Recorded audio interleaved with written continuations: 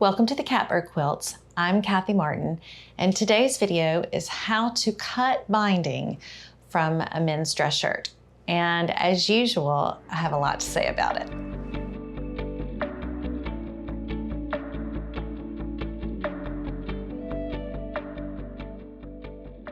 So here's the deal.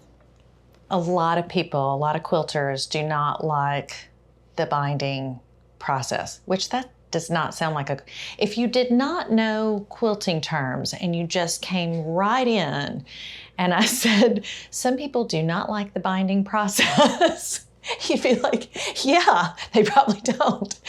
But for quilting purposes, a lot of quilters don't like binding, but true confession, I actually really like pretty much all the things that have to do with binding, cutting binding, sewing it together, trimming it, attaching it to the quilt on the front, the whole hand stitching on the back.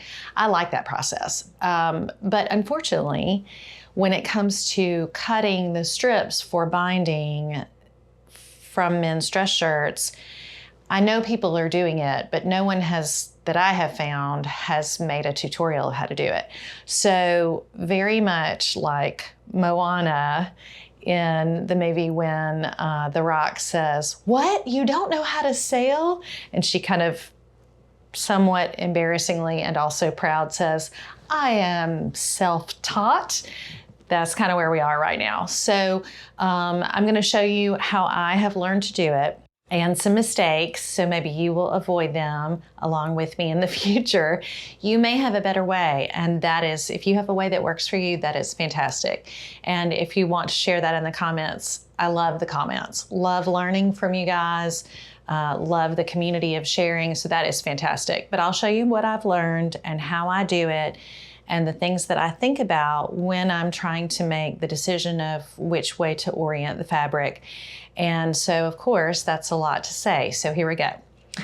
So first, I'm going to start with probably the easiest fabric to work with, especially for binding, and I really actually like it a lot, which is twill.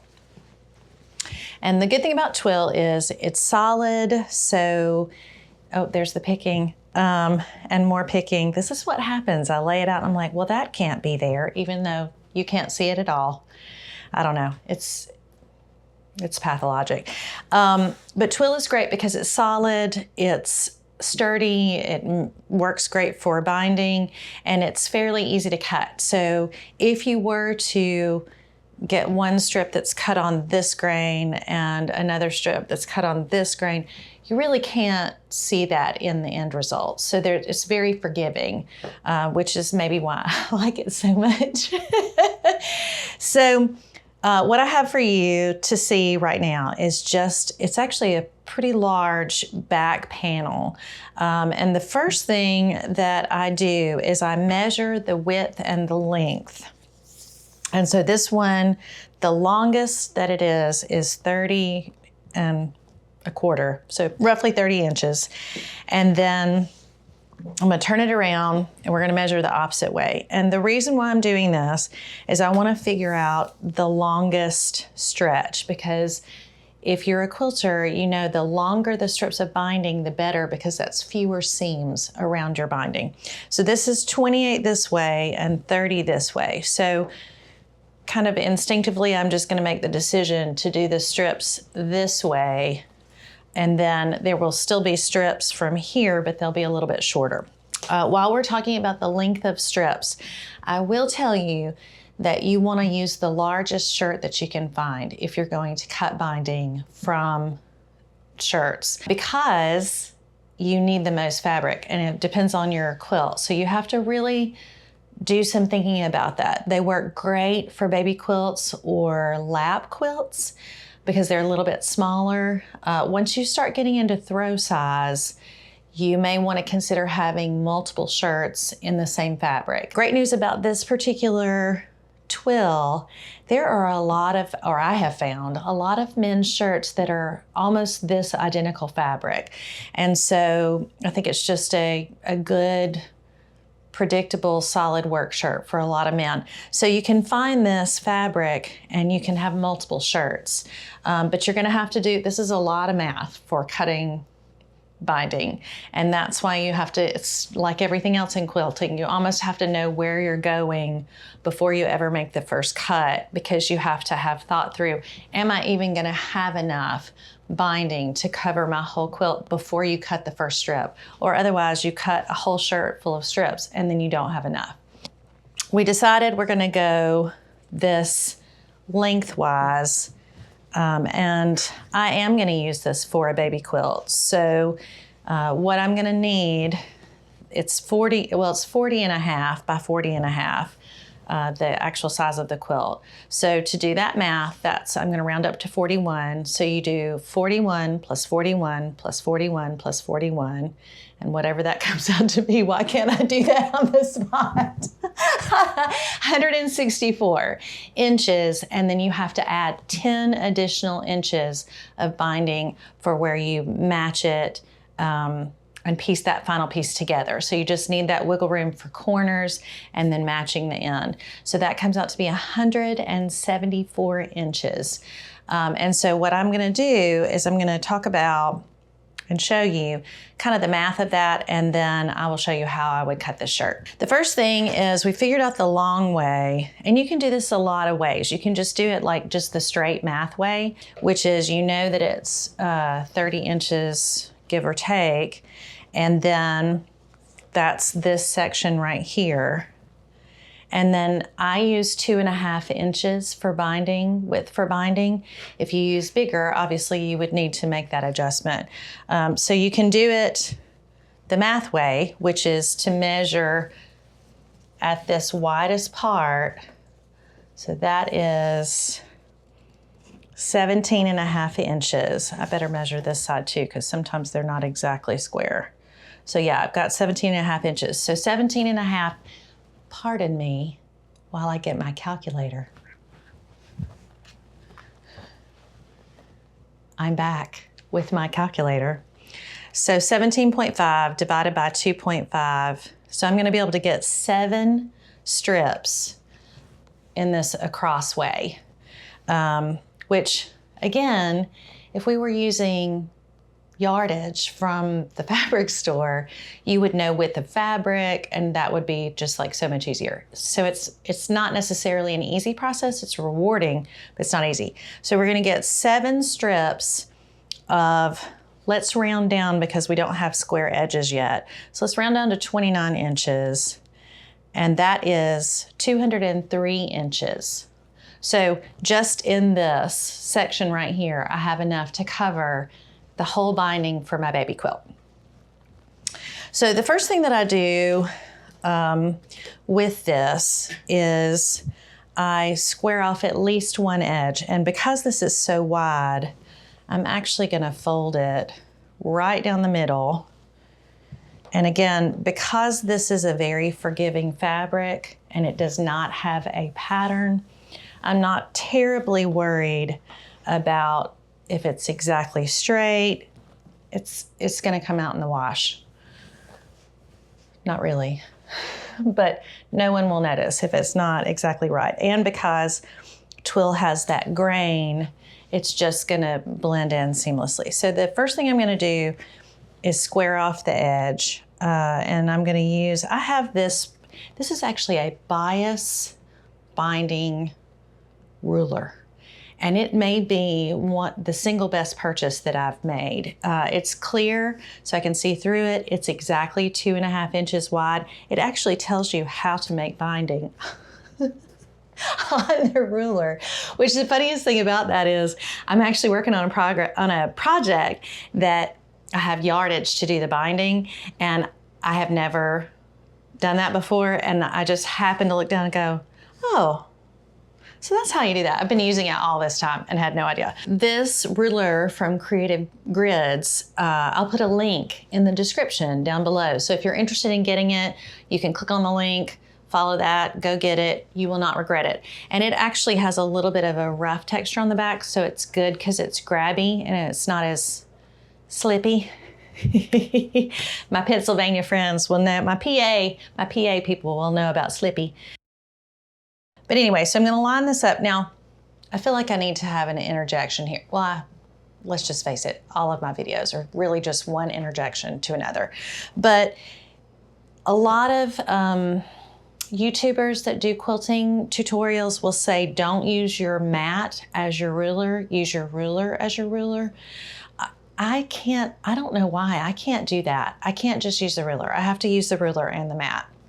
I don't know. So all of my cuts on my mat are on the lines. Whereas if you see other people's mats, it's like all cut up. I don't know. I just can't do it. Maybe it's the scientist in me. So I've lined this up and I've just found kind of the smallest part of the fabric, and I'm just going to get a nice straight edge to start with. All right, so I have a nice straight edge. Oh, I did not put my trash on the right side, but I have now. All right, so, and then what I'm gonna do next is I'm gonna turn, so I have one straight edge, I'm gonna create another straight edge. I'm gonna use this one that I just made. I'm gonna line it up on my mat because that's the way I cut. And then I'm gonna take my ruler and I'm gonna square off this other edge, because when I measured it at the widest spot, and I did not include this curved part. So now, I did have a viewer ask me in the comments if when I break down shirts, if I go in and cut the fabric into squared off usable pieces. And I don't, and this is why. If this shirt had been longer vertically than horizontally, I would have cut the binding this way. And if I had squared that off, I would have lost this extra fabric right there. So that's nearly 3 inches. So if I had cut my strips this way and I had gone on and cut down, when I broke down my shirts, if I had squared this off and cut off all the round places, I would have lost however many strips I'd get this way in that extra 3 inches. So if that makes sense. Ooh, I must not have done a good cut right here. Oh, I felt it. I love it when it goes like that when you go through the fabric, and then when you get a clean cut and you think you haven't, and then you go to do it and then it's smooth and you don't feel the fabric underneath, it's like, yes, I got a good cut. All right, scrap bin. So now I have a squared off edge there, and I have a squared off edge here. And so really all I have to do, and you can use your ruler or you can use your mat. I use both. So I'm looking at, this is 16. I'm gonna actually scoot my ruler over, or if alternatively, I could turn it back around this way. Actually, that's the smarter way. Sometimes I do things backwards, just because I think that's the way my brain works. So I'm gonna line this up. I line my ruler up and my fabric up on the same line. And now I'm just gonna cut straight down here like this. It makes this like, I probably better get a little straighter on the camera. So that is, oh, I missed it. Ah, darn it. There it was. So that is one strip. Ta-da! Just like that. And just so you can see, I better close that. It would be my luck that I would reach over and nick myself on my own rotary cutter. So that is almost 30 inches on the money. So I can continue this. I'm gonna do one more just for you to see. Again, I have my straight edge, my fabric, I'm gonna put it right on the straight edge. So I can count, that's like a side that I can count on. I'm gonna line up that ruler again. Now, if you're really confident and or skilled, you can do this cut. Don't budge anything except for your ruler. I started at the 1 mark, so now I can just line up on 2.5, line up on 5, that's my 2.5 inches, and I can do this whole row if you can keep your fabric straight and not wiggle too much. I do this sometimes if I'm feeling really good about myself. Sometimes I'm like, let me straighten that back up and start again. So just like that, I have my strips. Darn, it looks like I need to change my blade. Maybe I'll do that in the break before I do something else.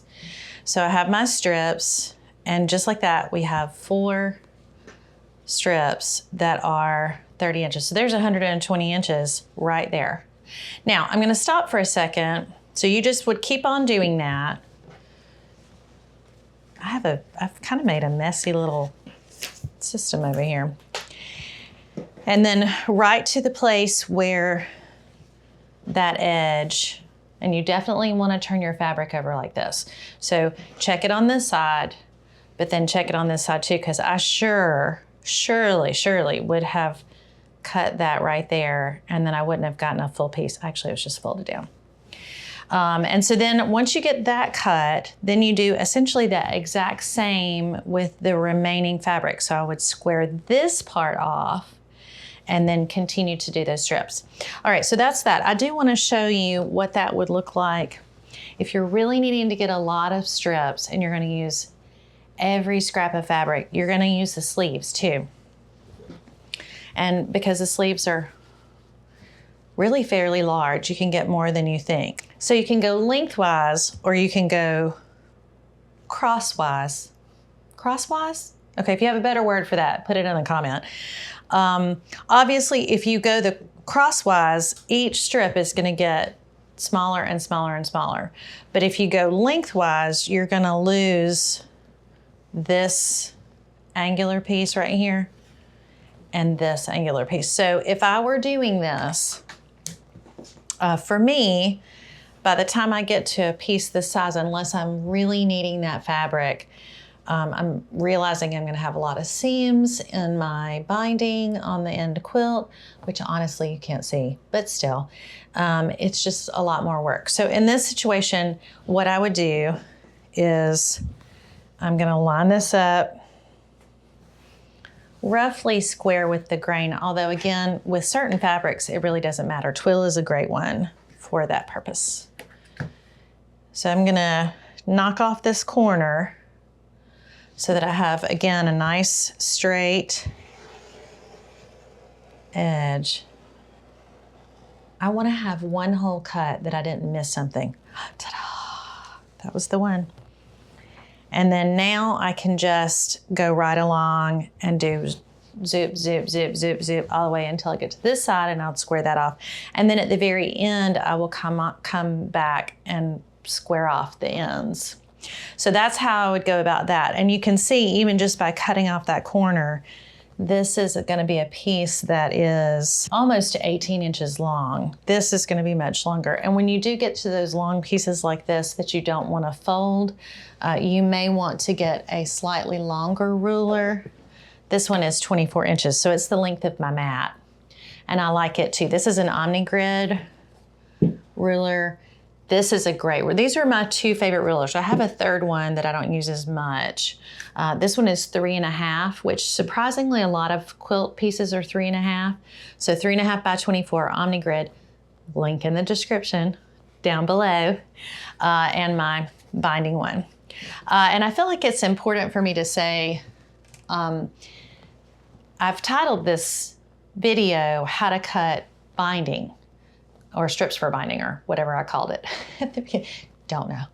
But this is essentially the same width as a jelly roll. So if you are a person who has historically bought pre-cut jelly rolls and you look for patterns that call for a jelly roll, just do this. Use your 2.5 inch ruler, cut what would be binding, but for you would be jelly rolls, and then you sew them on the bias just like you do with binding.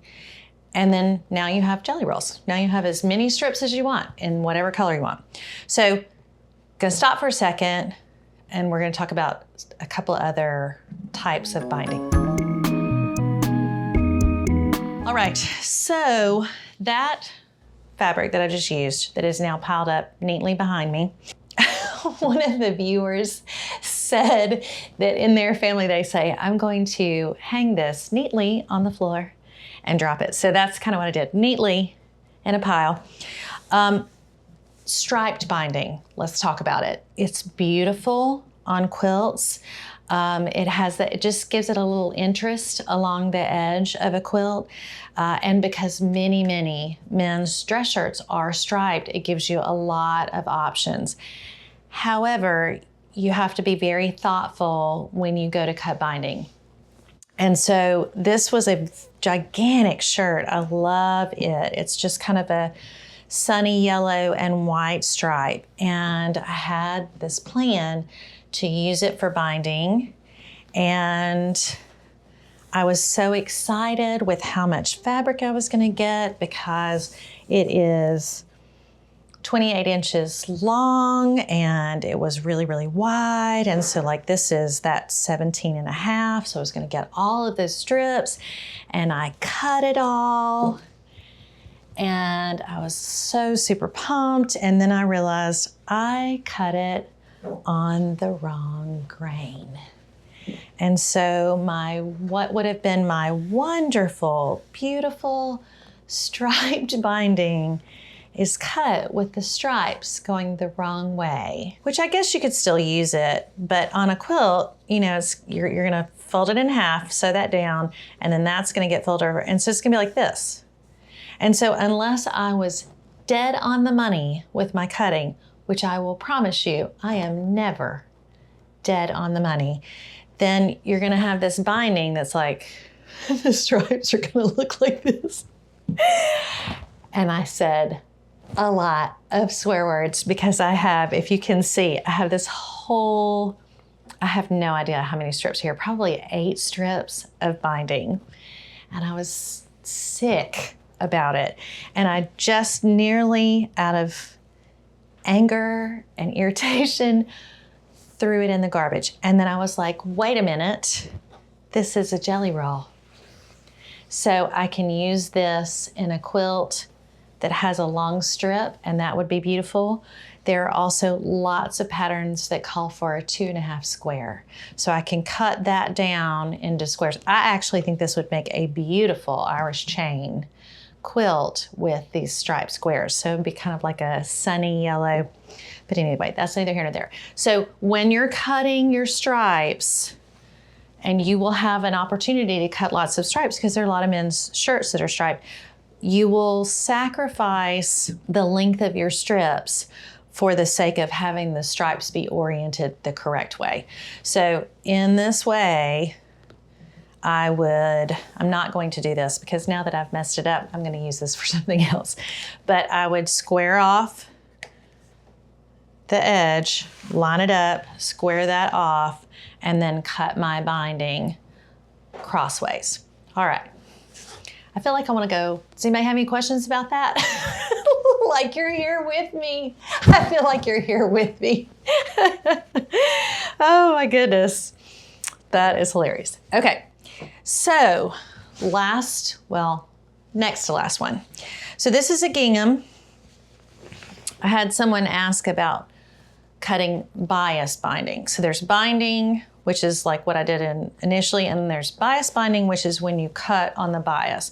And let me just tell you that what I know about cutting and using fabric on the bias might fill a whole thimble, maybe. I'm not holding myself up here as the expert on cutting fabric on the bias or on bias sewing or on bias binding, but I will tell you what I have done and what worked for me. So I have used gingham for binding. I think it is beautiful. I guess you could use it on with where the gingham is squared off, but again, like the stripes, it's hard with binding to get it right straight, perfectly straight, and then your eye goes to how it's slightly off.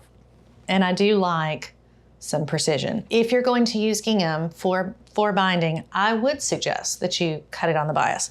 So what you have to do, or what I have done, don't have to do that. This particular ruler has an angled tip on it. And so you can line, actually, let me square this off first. So what I do is this is not pressed. So I'm actually doing the thing that I'm saying what I do, and then I have not done it. I press my shirt and I try not to drag the iron. I try to press it straight, and I try to keep it as the vertical and horizontal lines as straight as possible. So that then what I can do is actually just use one of the lines from the shirt, which is what I'm doing right now. And it's close. It's not perfect, but it's close. So I'm going to square off one side. Pretty much all cutting of men's shirts, unless you're going from the very top to the very bottom, you're going to have to square it off. You're going to have to square it off because we're from Alabama down here. So I have squared that off. And now, no, that one was a weird one. And then I can use my angle tip. I'm gonna line it up along my squared edge. And in theory, which is pretty close, that's gonna put this cut that I would make on the diagonal, which makes it on the bias. I'm gonna do that. I would start down here where it goes off my cutting board so that I get a nice, good starting spot. So I would cut right here, and then I use that as the next straight edge and move my ruler and then cut that right there, and then so on and so forth. Now my ruler is not as long as this shirt is wide on the diagonal. And when that happens, you can do one of two things. Either you can butt up another ruler with your existing ruler, you just put the two square edges together to give you the length, or you can use a chalk pencil or chalk marker. Sometimes I use just a plain graphite pencil, just so that I have a sense of where I'm cutting. For example, if I were to line this up here, and then now, of course, this will also go off my cutting board, but I could reach back up and get this. So I could do that and extend it, or I could use my graphite pencil. And again, all of these items that I'm holding up to you, I will put a link in the description. Or I could use my tailor's chalk. This is actually one of my favorite little things. My husband, the editor, bought this for me. It was one of my stocking stuffers, and I love it, in part because it looks like a guitar pick, and he's also a guitarist, and so we have a love of music and guitar in our house. So if I didn't want to try to hold the line with my ruler, I could just mark this like this, and then go back and scoot my cut, and then scoot my ruler, and then cut and scoot my ruler, and so on and so forth, if that makes any sense. So that's that, and of course that comes out in the wash. Again, is that not the greatest? So there's pink. I'm gonna preach about this product. This was not what I intended. There's yellow, there's a blue, which I think is beautiful, and there's a white, which I almost never use. Don't ask me why. So anyway, so that's that. All right, last thing. Nope, still gonna need that. So those of you that are experienced quilters, I don't know if you've ever done any fussy cutting. I'm more of a patchwork gal. I'm not really a fussy cutting, lots and lots of intricate little pieces, but you can fussy cut your binding from a men's shirt. So I loved this fabric, loved it, and it is almost the perfect color palette for a baby quilt that I made. But I didn't like the yellow, and there was no yellow in the quilt. I started thinking about it, and I was like, I think it will work. I just don't want that bright yellow on there. And so I kind of played with it a little bit and realized that if I cut this just right, then the yellow is going to get sewn to the quilt and then be folded over. And so this is what would get sewn down. And I sew my binding to the front of the quilt and then fold it over to the back, and then that fold becomes the back, and that's what I hand stitch. So if you look at that, all that yellow goes away, and I end up with this nice, it's kind of like a stripe, but then it's also like a plaid. So I fussy cut, essentially, this shirt. So what I did is I laid out the shirt, and I found where I used my ruler, and I laid it down on top of the shirt and figured out where I wanted that to be. And then I cut that, and then I scooted my shirt over, and then I laid it down again, and I took the previous strip and matched it up with the pattern, laid my ruler down on top of that, cut that. So what I have ended up with is all of these identical strips that will have, all that yellow will go away when I sew it. And so, but you can tell I had to scoot along the shirt to make that work. So if you're willing to take that kind of time and energy, and then, you know, sometimes you end up with little bitty strips like this, but I will do that. And it was not as much work as I thought. It took a little time, but it wasn't complicated, especially because I had a ruler that was exactly that width and it was clear. So I could just do my usual zoop and just cut right through it. I would say this is an example of, hey, you can totally do this. Whereas this binding that I cut wrong is, hey, you can totally do this, don't do this. So anyway, so that is binding, cutting from a men's dress shirt. I know it's a lot as usual, but there's a lot to consider, and you have to think about your shirt pattern, what size strips you want, and then also just like the grain, and if you want to cut it on the bias. So anyway, that's that. I hope you've had a good day with me today. Thank you for watching. Thanks for your support. If you want to see where I'm using these fabrics, a lot of people ask, you know, show us the quilts. I want to see some quilts. You can follow me on Instagram or Facebook for the projects I'm currently working on. And I guess that's it. This is the Catbird Quilts. I'm Kathy Martin. Thanks for watching. And today's video is how to make binding. Let me start that again because I banged right when I did that. Why are you not putting it over there? Because I put my hand down, and so I thought.